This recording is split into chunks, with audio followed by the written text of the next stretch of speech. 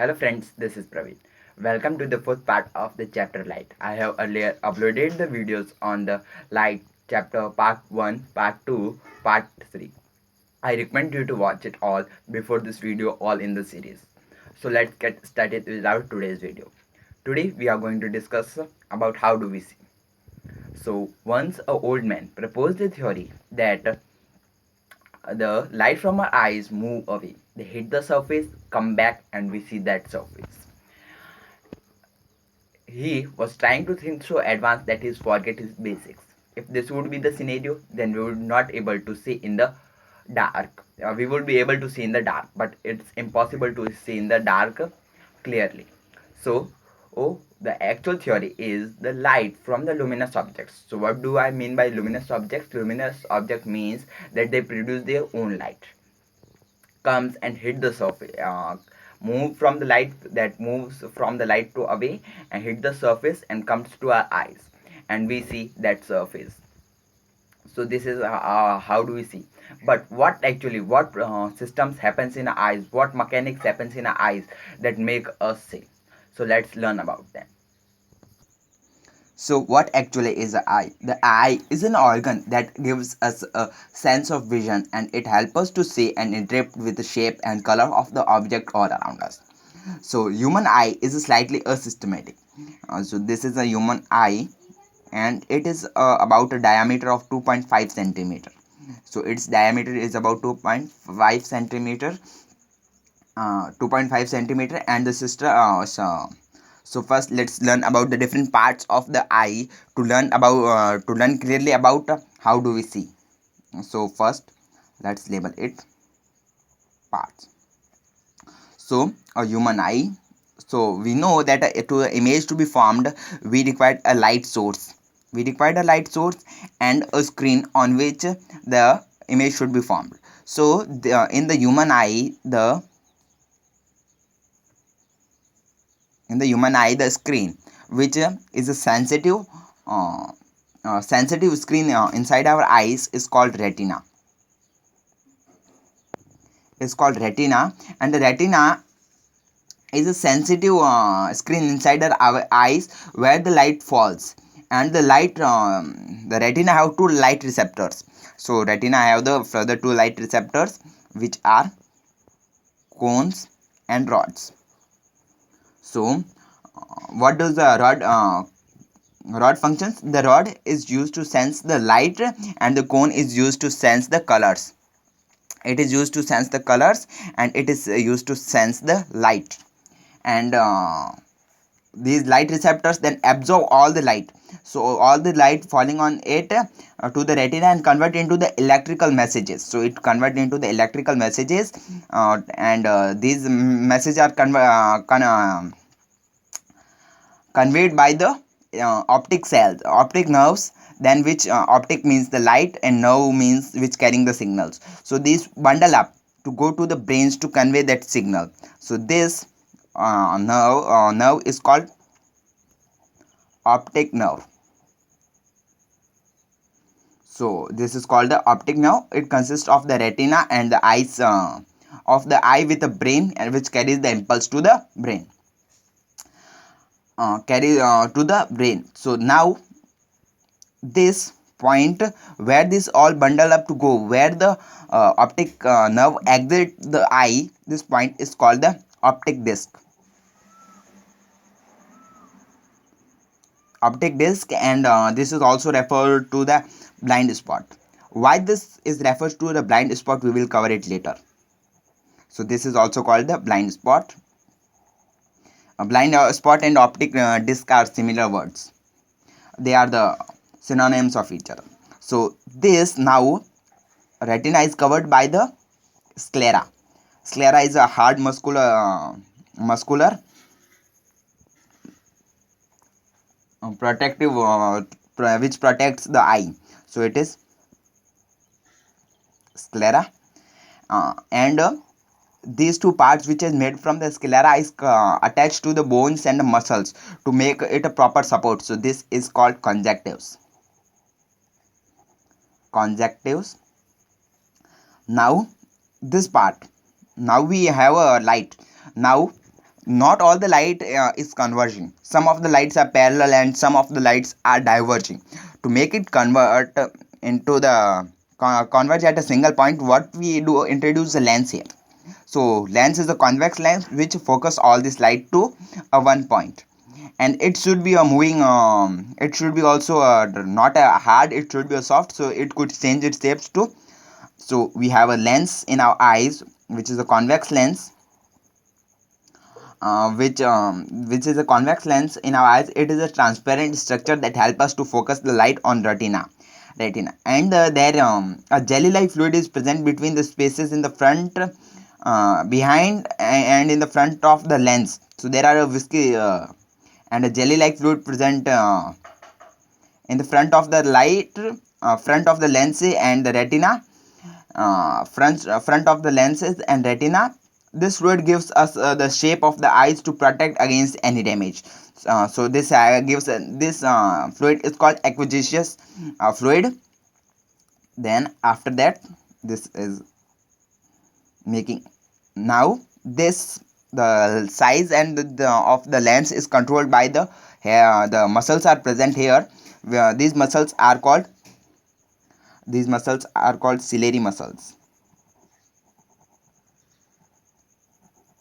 So ciliary muscles control the focal length.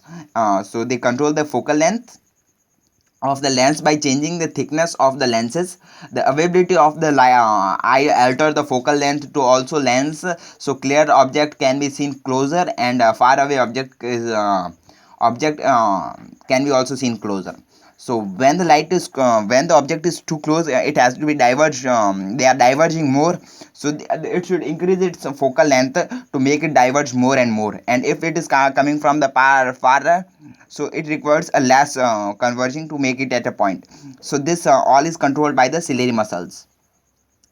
Now in the front of the ciliary muscles there is an iris. So here in the tropic, we required a proper amount of light should be entered through our eyes, and there is a hole in the front of this, that is called a paper. You can take a paper and punch a hole. This paper acts as an iris, and this hole acts as a pupil. So this you can see a disc like structure. So this is called an iris. So what is an iris? A iris is a colored part of our eyes which involves mainly regulating the amount of the light enters to your eyes, and it consists of a so it is controlled by the radial muscles, and which control the size of the there is a pupil present here, and it control pupil, and the here which this muscles is called radial muscle, radial, which control the size of the pupil. So what is a pupil? A pupil is a hole present in the center of the iris which enters the light to pass through, proper amount of the light to pass through it. And this hole is covered by the a structure. So this structure is called cornea. So a cornea is a thin transparent tissue which covers the front of our eyes. So these were all the different parts of the red eyes. Now let's see how does the image is formed. So how does an image is formed? First, the light enters through the cornea. It is a transparent, so all the light could pass through it, and some of the light is only entering our eyes, and some is reflected back, and some of the light enters, and then the proper amount of the light should be entered to our eyes. So it is controlled by the radial muscles, iris, and the pupil. This is all works in a combination to let the light of the correct amount enter through our eyes, and that light is converged by this lens, converged at a retina. And this retina have the two types of the sensitives. There's a cones and rods which sense the messages and send it to optic nerve, then which send up to the brain. So brain, we know that any image that is formed here is a real image, and it is, if it is real, it would be inverted, so it would be also an inverted image. So our brain, what do it converts the it re-invert it again. So the it is an image, it would re-invert it and form a state in an erect image in our brain, and it would sense, then it would see what we are seeing. So this is how our formations of the our image takes place in our eyes. So there we have talked about the blind spot. So what actually is a blind spot? So first let me prove you its existence. So blind spot is a region on the retina where the optic cells exit the back of our eyes. There is no sensory cells present in this spot. So the lightning falling on this region, if the light falls on this region, the image cannot be produced. So you can perform an activity, draw a cross on one side and a dot on one side. So what you have to do is uh, close your left eye and stare at the cross marks with your right eye. So you have to close the left eye and stare this with a right eye, and gradually uh, move towards this cross. And you can do opposite activity with dot also. You can close your right eye and stare it with the left eye. So when the image for when the image is coming here and here, the image forms on the blind spot, and you can't see that image. So the image falls on the dot of the blind spot of the retina, and the dot disappears. So this is how the blind spot works. So now power of accommodation. So if this is a tropical human eye, this is bulge in forward, somewhat bulge in forward. So our human eye can see between 25 centimeter to infinity. So we will talk about each case. So first, why infinity? Infinity, if the light ray is coming from any source and it converges to form the image at retina, then we can see it. So the proper human eye have a range up to infinity to up to 25, between 25 centimeter to the infinity. Why 25 centimeter? I can see less than between also 10 centimeters. But what happens if your eye is at 25 centimeter, and this is the moderate amount your lens could converge it, the light to converge to form it at the retina. After that, if it is the distance is less, and even if it is 20 to 10 centimeters, what would happen? The light is diverging more and more, so it could not focus that much of on the retina, and the image would form somewhat on behind the retina, and the image became disclear. And if you are can see it clearly, you have to focus more and more, and your eyes would start paining. So the range, the 25 centimeter is also called the near point, because it is the nearest point you can see, and the farthest point is the infinity, and it is also called the far point. So this is a far point. This is depending on the availability of the focal length to converge light at the retina. So now we are going to discuss about the how does the iris and the iris radial muscles and the ciliary muscles work together to form the formation of the light. So first let's learn about the iris. So iris is a tropical sheet of paper which acts as a punch in a hole, so allows the light to enter and converge it by the focal length. So why we are not allowing all the light to pass through it? So somewhat, let's take a scenario. You are in a theater, and one film is projected here by the, here is a projector, the film is being projected, and you are seeing here. So what in this scenario, what we have, there is a less amount of light present here. So to form a clear image, more and the more light should be entering through your eyes. So what happens, this radial muscles make an iris, so it makes an iris makes then a radial muscle contract. So radial muscle contract, and the iris became the pupil became larger, so allowing the more and more light to form. so allowing the more and more light to come inside, and so it would form a clear image. So this is helping. But in a similar way, if you are coming out and there is a lot of sunlight present there, so what you have, you are closing your eye, there is a sensitive pain in your eyes and you have to close your eyes for some time and then your eyes become normal.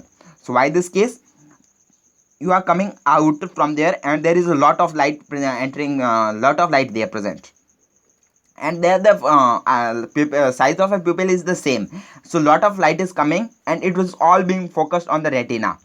So the retina is sensitive and it now the cells present there are got burned because of that much of light getting focused.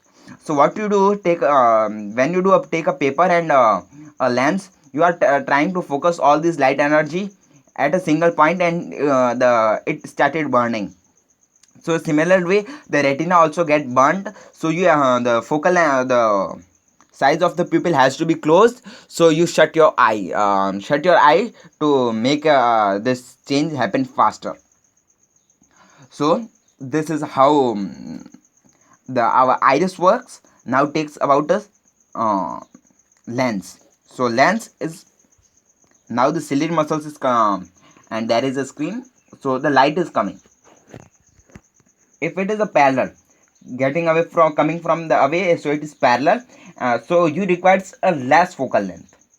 You require the less focal length to converge it, then you can directly converge it.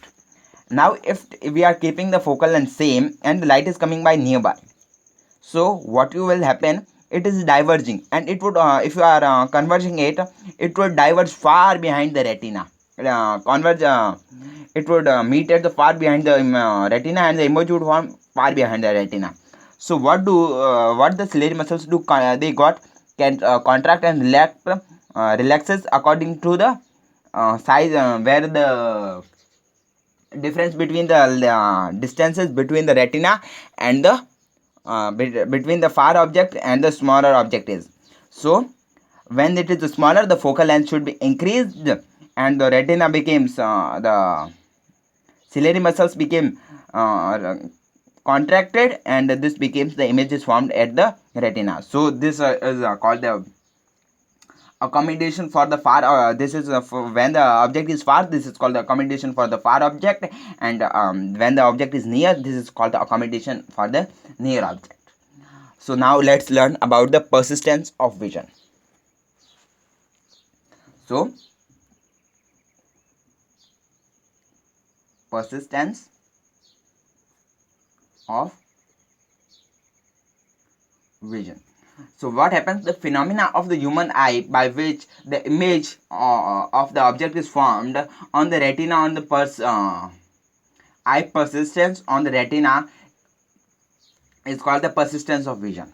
So this is an eye and this is the lens. The light is coming, then it is entering to the cornea, then it's converted by the retina, the iris, then it is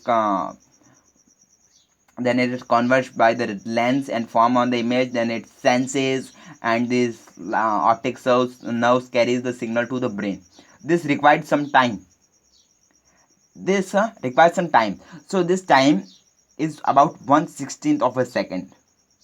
So this is about 1/16th of a second, but until if the image is gone, so our brain requires 1/16th of a second to pursue it. So if the image is moving at a rate of less than 1/16th of a second,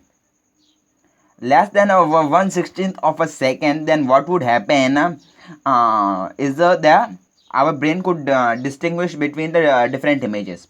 But if these objects are moving, these images are moving at a faster rate, so they are moving at a rate of faster rate, which means the 1/16th of the second is now the time that is 1/16th is decreased. Now they are moving, so our eye could not distinguish between the images and it pursue it as the one a single image is going on. So this is a case when you turn your head faster, you could not see that image properly. You could not see the image properly, all the images properly. So this acts this gives the formation to the videos. So videos in works in a similar case when the images are shown at the faster rate than the 1/16th of a second, we pursue that images as a video.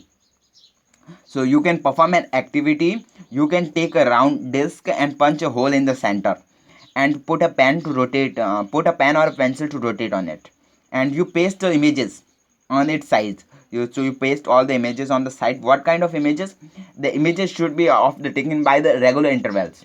So you take a picture that once you are raising its hand, hands are fully raised, then you slightly below the hand, then you slide it or more below the hand. Now your hand is pointing to the ground, and you can repeat that action to and place in the disc, and then you will when you will see from the center and focus at something, and when you will rotate it, you will see that the person, or that means you are raising your hand and blowing your hand, just like a video is running on. So this is called the persistence of vision. This plays an important role in the film technology and the TV etc. More of them are the image is 60 still seconds of the motion when the projector is a screen per second, and then we feel this object is moving. So friends, this was my part 4th of the video. In the next part we will discuss about the defects of eyes and the technology for the visual or the blind peoples.